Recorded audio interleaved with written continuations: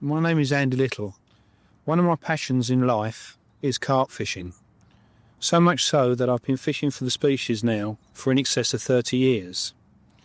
Way back when I started, it was very much a different situation to the modern day carp angler. For 3 decades ago, there was very little carp fishing. I've been totally fascinated by the species, and considering it is an indigenous of this country, it really has spread very well throughout Great Britain. All those years ago, there was probably no more than a small band of several hundred anglers fishing for carp. They was a bit thin on the ground, and 10-pounders were difficult to catch, 20-pounders almost unheard of. And the monsters that we see today, 30s and 40s, I certainly never knew were in existence.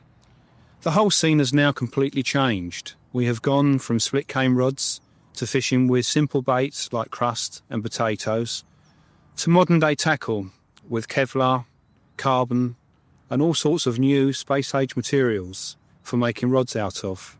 Reels have also taken a great step forward. It used to be the Mitchell 300 was the reel of the day. This has now changed. We have free spool systems, long conical spools for long-range casting, fast retrieves and multi-bearing reels. It really has come the space-age technology. My life has changed dramatically. I'm an engineer by trade, but in recent years, the fishing tackle side of the industry has really taken over my life. I now write and develop tackle for a living. And this is my involvement now with a company called D.A.M, which is a German company that has been around now for many years. Old hands at the industry, they certainly have come along with the times, and they haven't been slow to develop tackle, especially where carp fishing is concerned.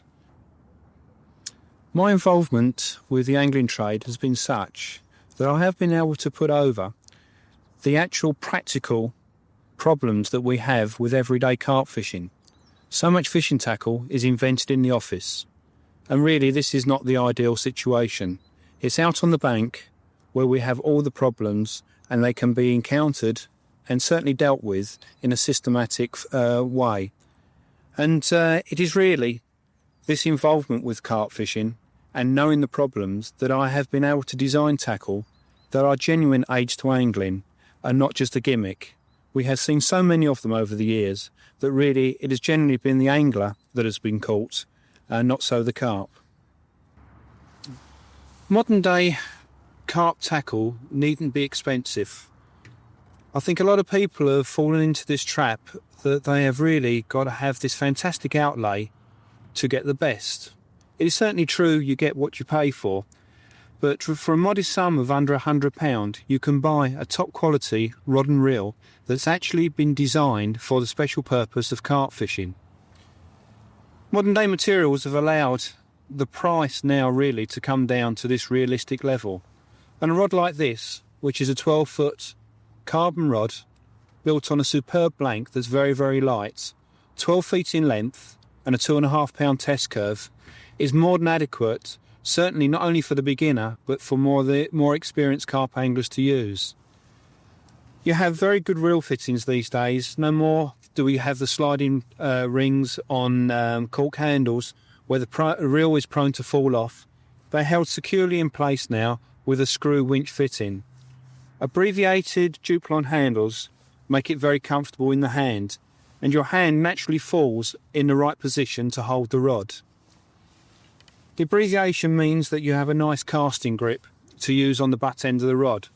So the action would actually be to hold the rod around the reel fitting and to hold the handle at the butt end in the palm of your hand. This is a very solid position from which to cast from. The reels fall nicely again into place. This particular one here, that's a CD 150, has a very nice looking no snag body on it. There's no nasty nuts and bolts sticking out for the line to snag on. Very lightweight, almost indestructible, and again very, very reasonably priced. The main thing is to have a decent clutch. If you fish off of the clutch, it's obviously more important, but the trend is these days to actually use the clutch as part of the bite indication system. The trend is now for rear drags, this has certainly taken over from the front drags of yesteryear. The spools are long, tapered, conical spools for smooth, easy casting. Very lightweight, and when you consider that most carp angling is done with breaking strains of line between 6 and 16 pounds, these will hold between 300 and 400 yards of those particular breaking strain, which is more than adequate for everyday carp fishing. Bail arms are 100%. With the old type of reels, we had preemption of bail arm closure. We had runs that occurred and couldn't get the bail arm in. We have now have this marvellous system of having it manual, which allows you to manually close and open the bail arm, or automatically, which is just a one revolution of the handle system. So the whole thing has become much easier and angler friendly to use. Bail arm rollers. These are the things that are going to come into contact with the line for much of the time. And it is important that these rotate well to ensure that the line stays in really good condition. A bail arm roller that seizes up is going to lead to damaged line. So it's important that these function very well indeed. Most reels you would want to be looking for a retrieve ratio of something like between 4 and 5 to 1. If you're fishing at 60 to 70 yards, you really don't want to be spending all day reeling in.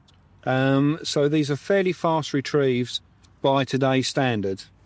The handles have to be positive, something you can get hold of with cold hands, not little tiny skinny handles that you fumble about and they may slip off.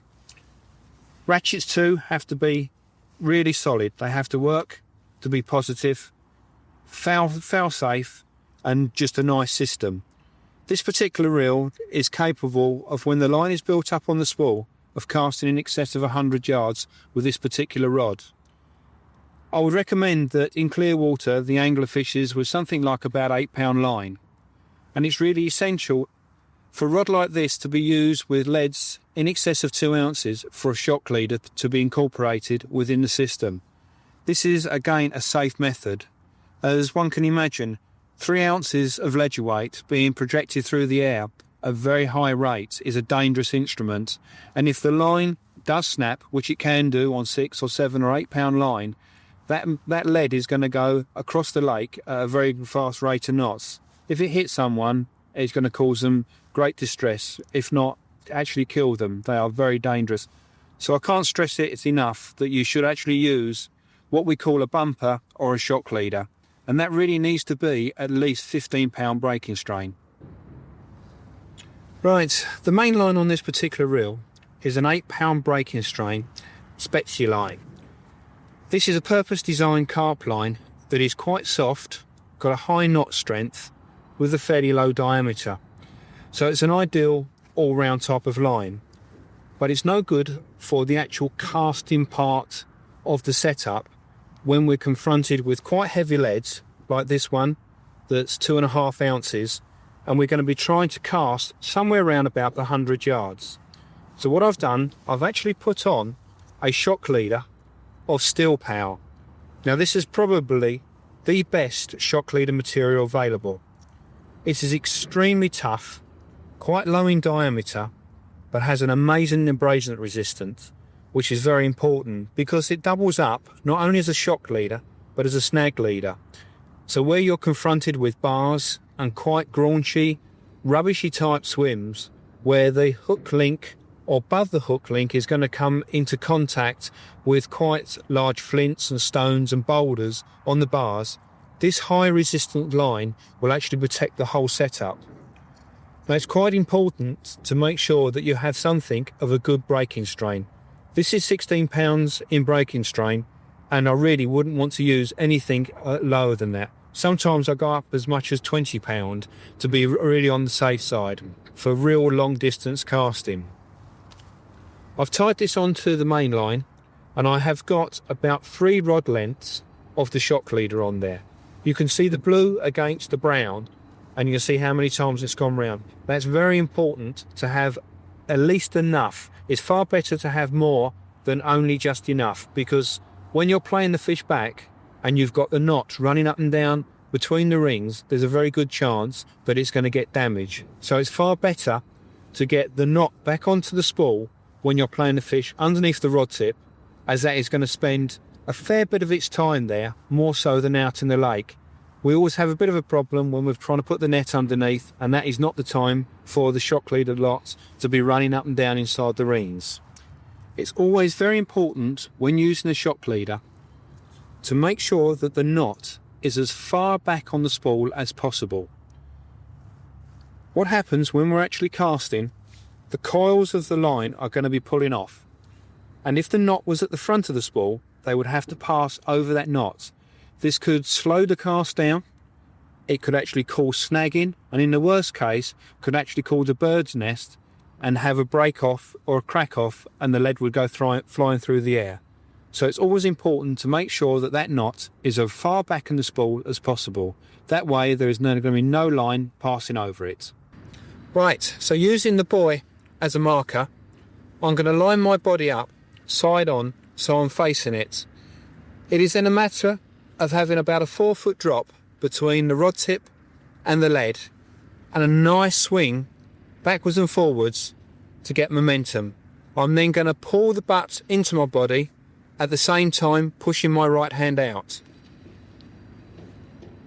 So the lead is now swinging backwards and forwards, and when it gets level with the rod top, I'm going to push forward. So it's a push forward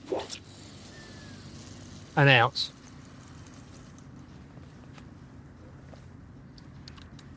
That had landed within about 5 yards of the buoy, showing that even on modest tackle like this, you can achieve accurate and long-range casting. There'll be many anglers that won't fish for carp all the year round. Generally, because it's considered as a summer species, they may well want to fish for pike during the colder winter months. And it's this rod here, the EX Power Tape Carp, that's been designed really as an all-round rod. It's quite capable of handling carp during the summer months. This particular model is an 11-foot, 2-pound test curve, and it's extremely powerful. The EX means that it's an epoxy resin bonded carbon fibre, and the rod itself is virtually indestructible.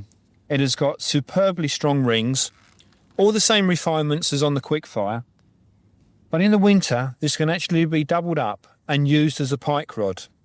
It is powerful enough that it will be quite capable of chucking out a pound and a quarter frozen dead bait a considerable distance. Matched with this type of reel, which is an RD50, again this long conical spool for smooth distance casting contains an awful lot of line. And as with the Spetsi carp line, there is also a Spetsi pike line, which you can use in combination with this rod and reel for winter pike fishing. The clutch mechanism, very, very similar to the CD150, slightly cheaper version. This whole lot will probably set the angler back no more than about £70. So for someone that really isn't sure whether he's going to get on with carp fishing and fancies a bit of pike fishing during the winter months, this really is an ideal combination. Right, at the top end of the range, for these are the most expensive carp rod and reel in the D.A.M range of specialist tackle, is this carp rod that actually carries my own name. This I designed specifically really for the specialist carp angler that's going to spend a lot of hours on the water. There are two styles. One is a fast taper, 12 foot, 2¼ pound test curve. I've designed it in such a way that it is not only pleasurable to use, but will also cast an extraordinarily long distance. I've actually managed to achieve measured casts of over 160 yards with this particular rod. And as you can see, it is very, very low in diameter, most unusual for this type of rod. I have used an IM6 core, which is a carbon, which is very, very wiry, quite strong, but really has no soul to it. And around the outside, there is a graphite woven wrap. So there is a sandwich of materials. and this is a compromise because the carbon is far more wiry and nice for casting with this very rigid feel to it, and is very lively. And the graphite is a much softer material and in some ways buffers the action. So you get this very strong rod, low in diameter, that's capable of taking ledger weights up to 3 ounces in weight and lines from 6 to 16 pounds, and is capable of really casting very considerable distances. There is a lighter version of it, again 12 foot, which is a 1.75 pound test curve, and this is my favourite fishing rod. For at the end of the day, it has got to be nice to enjoy the carp fighting. That's why we fish for them. It is all very well having these long-range casting tools, but I do enjoy a good fight from a carp. Both of the rods, the 2.25 and a 1.75 pound test curve, are equipped with Fuji FPS fittings, which are literally the top of the range. Hold the reel securely in place. It has very small abbreviated handles, ideal for putting a line clip on. It has to be tapered in such a way that the line can easily be pulled under the clip, which is attached to the top half of the abbreviated handle. In between the short abbreviated handle and the butt grip is a section of blank that's been exposed, and there has been a special treatment put over this blank to be non-slip. For although the diameter has been reduced, and when you're playing a fish it sits under the forearm, you don't want it slipping away. So there is this non-slip finish on here that holds the rod nice and securely under the forearm for playing the fish. If it wasn't there, there will be this very fine slippery finish, and it could easily disappear from under the angler's arm. The rings, both rods are equipped with the same. They are silicon carbide, single leg Fujis on the top of the rod, with a 3-legged Fuji on the butt of the rod. These are very, very low friction, low profile rings to give the line the freest movement possible through the guides. The butt ring, I've chosen the 3-legged one because it takes a lot of impact being dropped on the ground, put down there when carp are being caught, and it just makes the whole thing a little bit more robust. I've gone for an overfit fitting on this particular model, mainly because it is much more stronger than a spigoted section. This is the latest development of carp fishing tackle in the D.A.M range, and is the CD FS 350. The FS stands for free spool, and this is quite a unique development in as much that there is a button at the front of the spool that puts it into free mode. This is instead of fishing with open bail arm or off of the ratchet. When that button has been depressed, the line now comes freely from the spool and can be tensioned to suit the swim that you're fishing. The further in, the more tension. The further out, the slack of the line is allowed to be pulled off of the reel. When the angler gets the rod and wants to re-engage the reel, it is a simple quarter turn movement of the handle. The front of the button comes back out again, showing this green ring, meaning it is back in the fighting position. For carp fishing with savage fast takes, this is a really ideal way of presenting the rod end setup. The rest of the reel remains much the same. The clutch is at the rear, the ideal position, the bail arm, foul safe, non-pre-engaging, manual or fully automatic. Because all the mechanism is in the spool itself, this means that individual spools can be preset to suit different breaking strains of line. The main reel itself has now incorporated 3 ball bearings as opposed to the 2 on the CDIs. So there's a much sturdier spool mounting mechanism. The rotor inside is the trip mechanism for the free spool. If we look inside the spool itself, when the centre has been depressed, the whole spool centre will be disengaged from the outer, and it is a simple one movement re-engage, and it will actually re-engage in 4 different positions: 1, 2, 3, 4, and it is only that quarter turn of the handle that ensures us that we're back into contact with the fish, given the minimum amount of line. It will also re-engage in a rear movement of the handle as well as a forward rotation. Another new concept in reel and livery design is this camouflage effect that we're putting on not only rods, reels, but also on the line. The reel itself is an ideal stalking reel. It is very, very robust, and the 350 series will take as much line as really you need in these very tight, snaggy conditions. I like to be using a minimum of 15-pound line, very often as much as 18-pound line. Now this reel, by the clutch mechanism, can be locked up solid, so that when you are on this eyeball to eyeball situation with the carp, that you're stalking it right under the very rod tip, you don't want to give it any line. 6 inches of line too much and it's a lost fish. So it is important that you're able to lock this spool in a solid position. The bail arm, again, is this fail-safe system. You can't have anything going wrong. There will only be moments. There will be probably no more than 30 seconds between the time you hook the fish and it's in the net. It's important that everything functions first time 100%. The rod, the Camu Power EX40, is again one of the almost indestructible epoxy resin rods. It has been finished with very high quality eyes and is slightly larger than most of the other carp rods in the range because they're a little bit stronger, more robust. The handle is very short, enabling you to manoeuvre it in front of your body in close quarters so that you can present the bait absolutely inch perfect. There is a range of these Camu Power EX rods that are 7, 8 and 9 foot in length, so there's one to suit every angling situation. The rod itself has a very, very fine tip action, which enables you to present the bait with inch perfect precision. It needs to have this fine tip for striking, presenting the bait, positioning the bait, so that you get this really spot on presentation.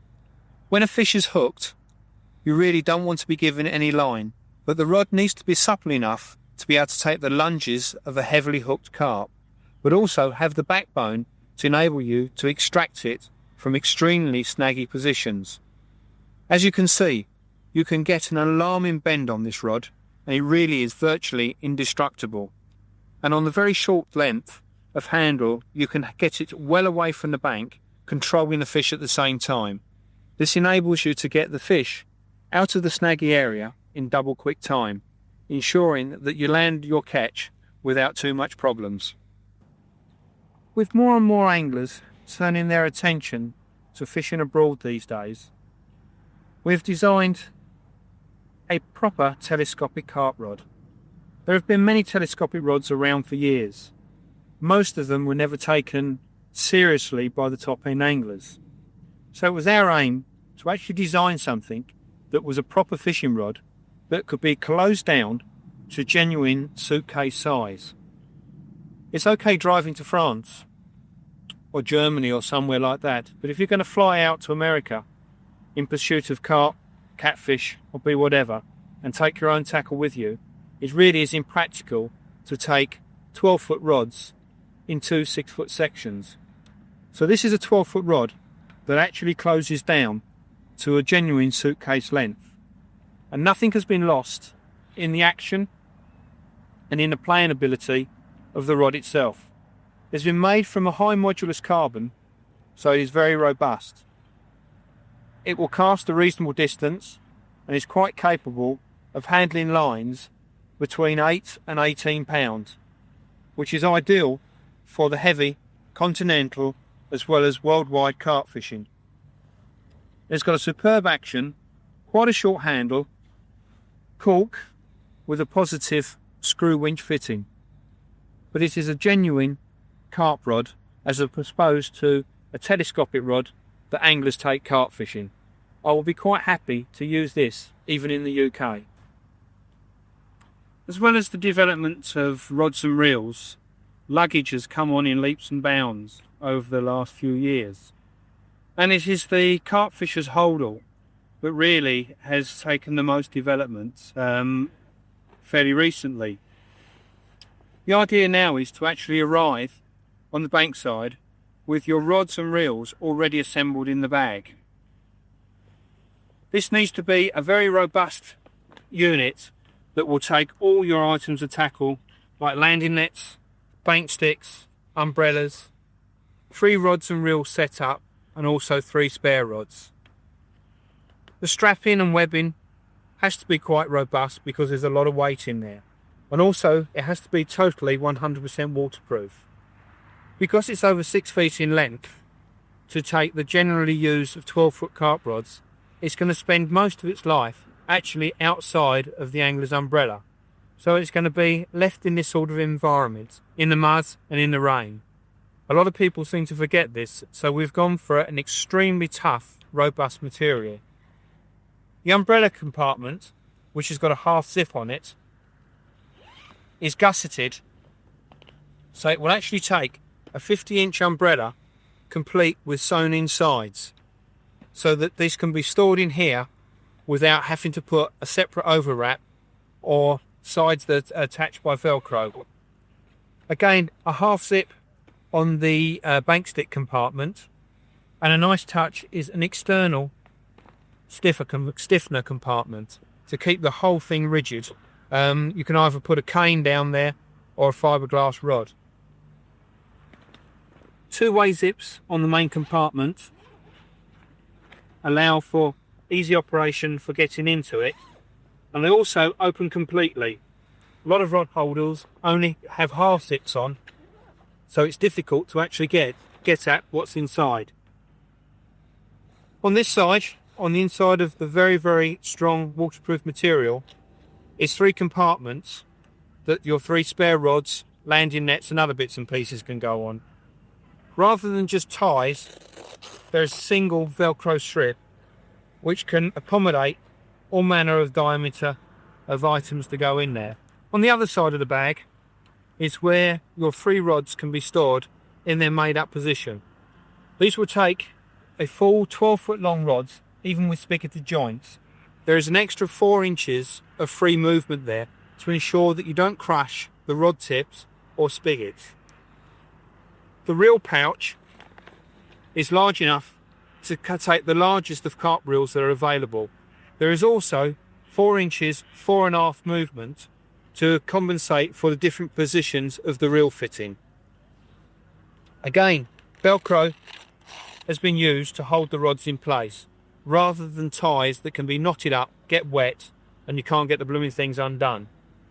This has all been padded to protect the rods themselves when they're all held together. At the bottom, the pouches are deep enough to take the lead, the rod butt, even with large diameter EVA handles, and the whole thing, so it really does hold in there quite securely. And it is just a matter of dropping the reels into the pouches, doing them up, folding the thing up, and you're away. It makes the setting up and packing down time considerably cut down, so there is more fishing time.